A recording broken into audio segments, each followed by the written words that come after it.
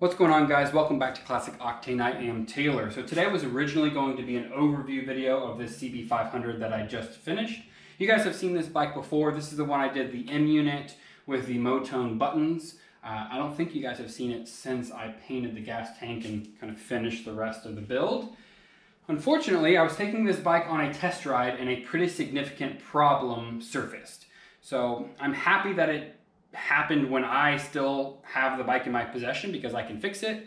Unfortunately, it does mean we're going to go a little bit over budget for the customer because we're going to have to tear the top end of this engine apart. So let me walk you through the issue that I found, what's causing it, and then we'll get into fixing it. So I'll give you guys the warning now. This is going to be a very in the weeds technical video. So if you're not into that kind of thing, this one may or may not be for you. So the issue we have is when I'm out riding the bike, we come up to a red light. We're at relatively high RPM, let's say 7,000 RPMs. We let off the throttle completely. We get a pretty significant amount of bluish white smoke that comes out of the exhaust. So bluish white smoke means burning oil.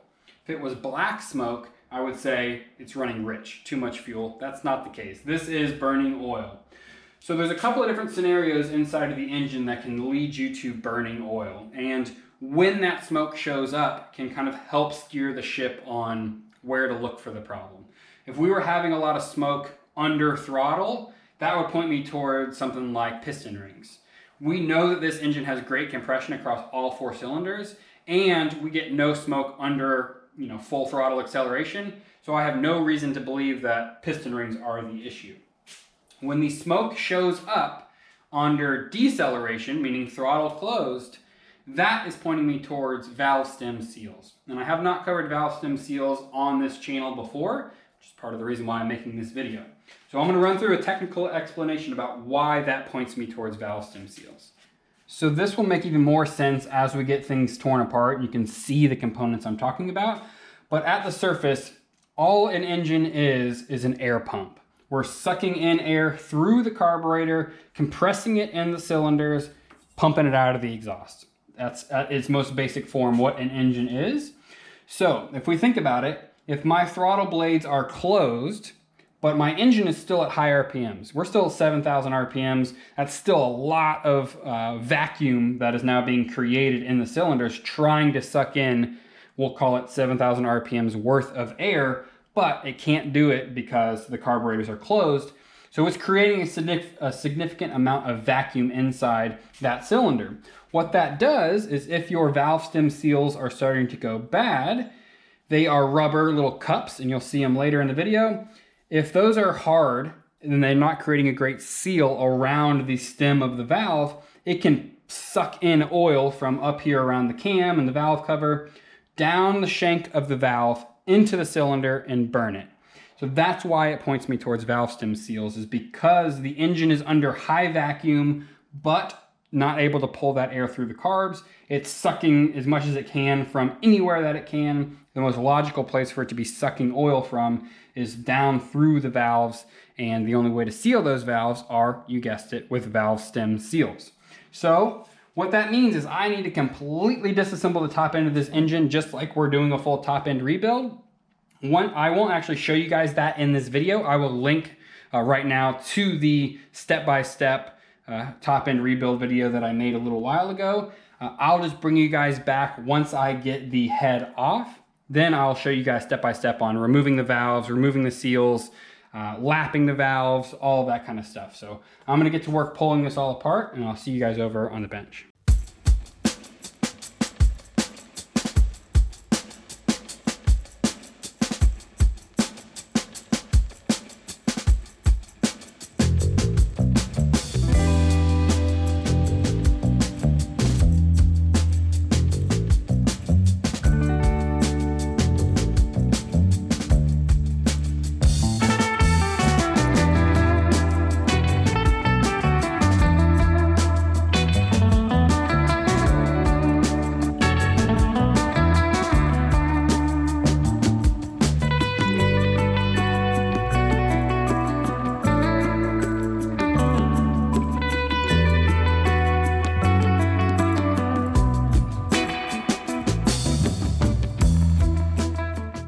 cylinder head is off. I am going to end up pulling the cylinders off as well and replacing that base gasket and making this a true kind of top end rebuild since we have the full rebuild gasket set.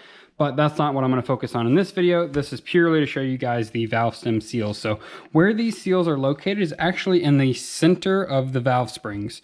So this little part right here, that's actually the very tip of the valve that goes all the way through and then into the combustion chamber. So you can see 2 valves per combustion chamber.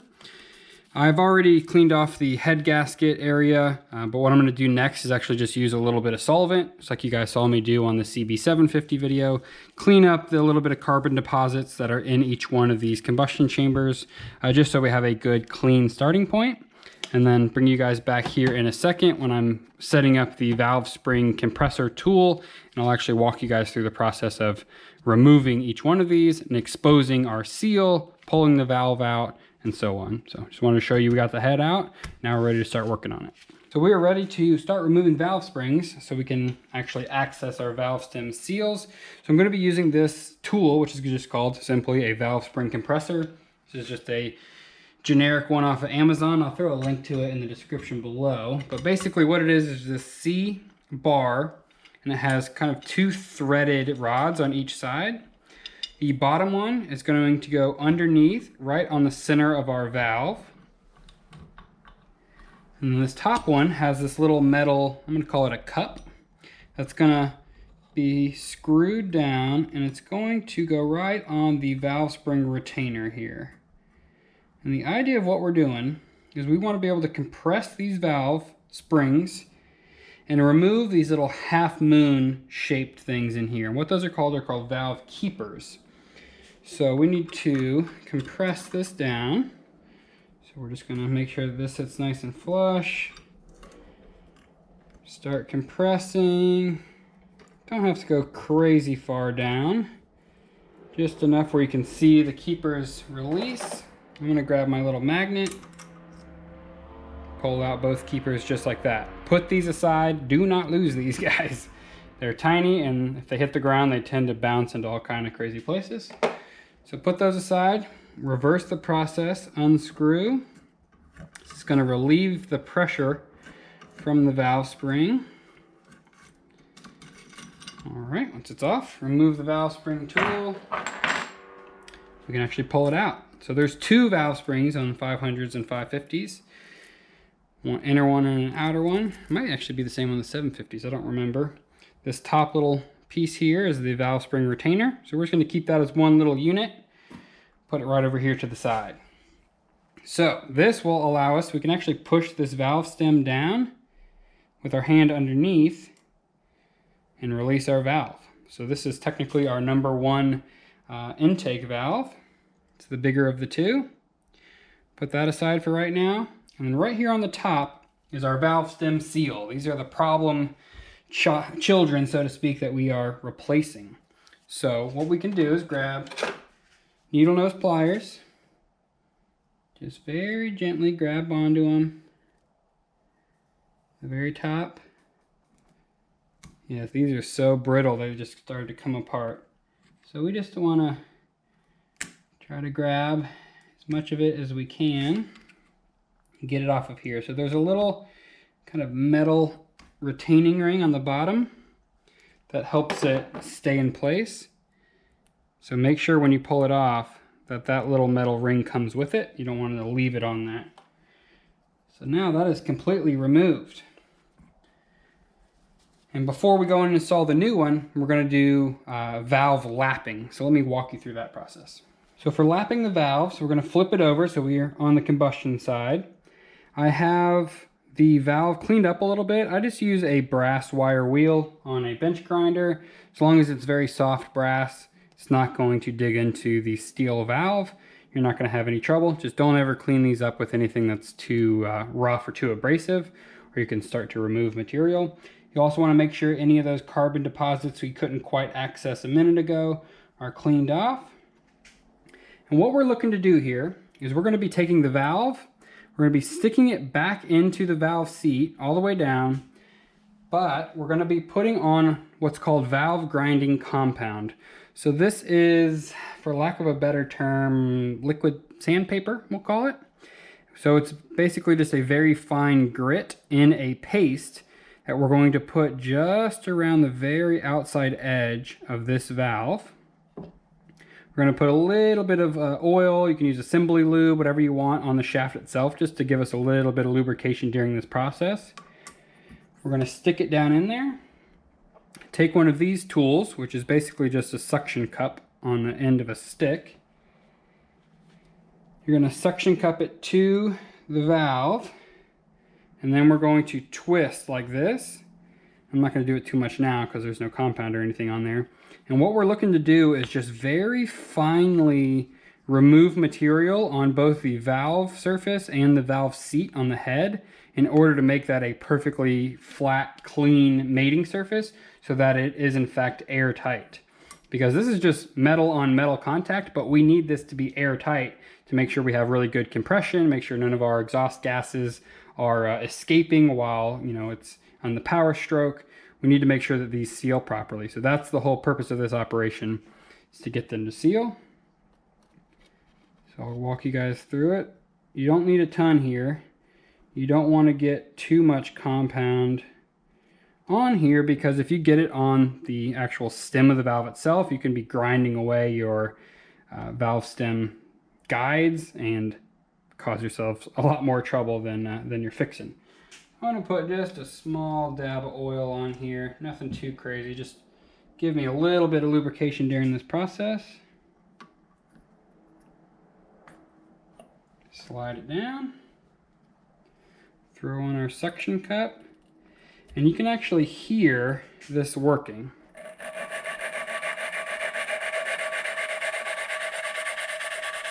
But I don't know if you heard that, if you picked up on how the tone changes. So when you first start going, it's very gritty, and as you remove material, it kind of softens a little bit, if that makes sense. So when that happens, you just want to pick the valve up, move it a little bit, get some fresh compound in there. Pick it up, move it.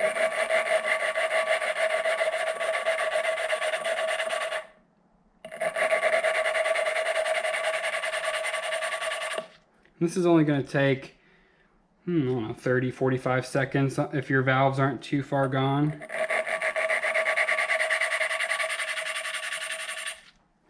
So let's go ahead and pull it.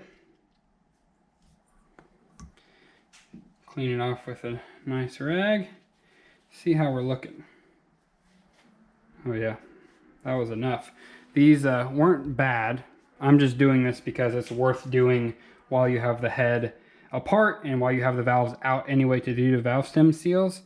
But can you see that we have a nice clean metal line all the way around here now? I would expect to find the same thing on the valve guide itself. Carefully remove this compound with a rag, again, to make sure it doesn't go down in there. We don't want any gritty paste left anywhere inside of our engine. And this looks nice and machined now. It's a super clean. What you're looking for is any kind of remaining pits or carbon buildup or anything like that that would stop this from making a very nice airtight seal. And that's it. That's literally what lapping the valves mean. So I'll flip this back over, show you guys installing the new valve stem seal, reinstalling the valve spring, and then it's going to be rinse and repeat 7 more times. So I'm going to try to show you guys this in one clip all the way through, trying to keep my hands out of the way as much as possible. So we obviously flipped it back over now. You can take our new valve stem seal, gently work it around until it's seated in place. Then from the bottom side, just push my valve up just like that in place. Now that seal is going to hold my valve in place, so I don't have to worry about it falling out of the bottom. Again, double checking that it's completely seated all around. We're ready to go back in with the valve spring. So both valve springs on, retainer on the top.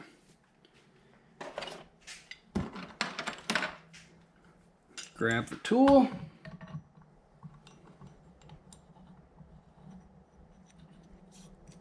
And this is what I would argue is the most, I don't want to say difficult, because it's not difficult as much as it is kind of frustrating or fiddly, for lack of a better term.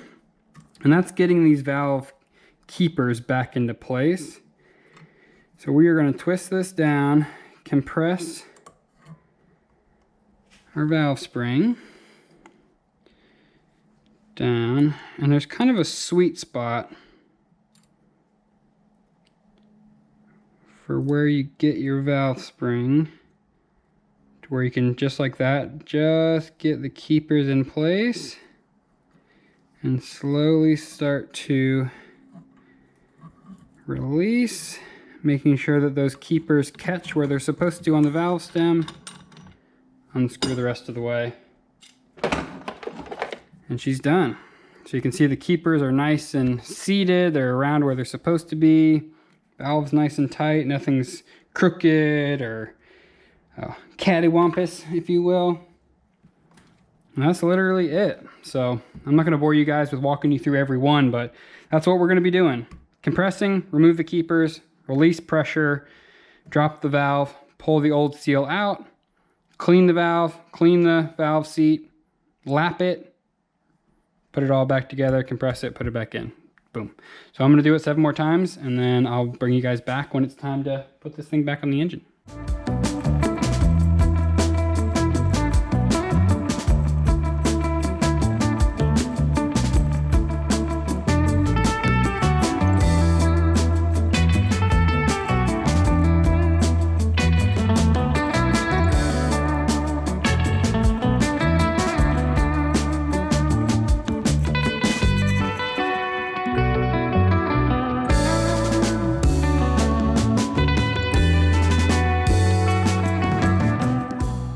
Everything's all done, all the valve seals are done, all the lapping is done, everything's cleaned out.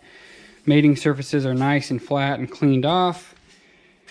All the gaskets in here are all done as well, so this is back to the point where the head is ready to go back on. I'm gonna go ahead and knock all that out in a time lapse. Again, if you want a step-by-step on how to do this whole section, I do have that link in the video below. I think I'll throw a card up, probably put it up a little bit earlier in this video too. That's me actually walking through step-by-step on a full top end on this style engine. So I'm gonna go ahead and get that knocked out, and then we're ready to fire this thing up.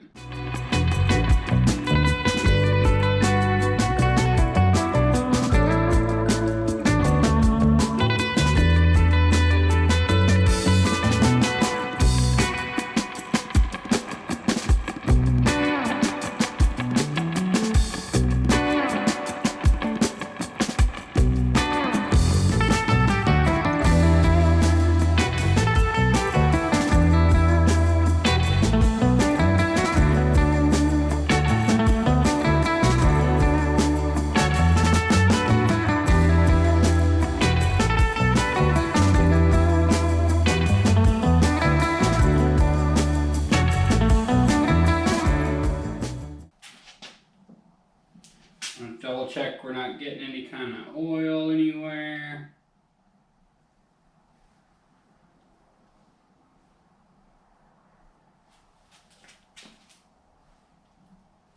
Good to me. I'm gonna fire it up and just let it run for a little while.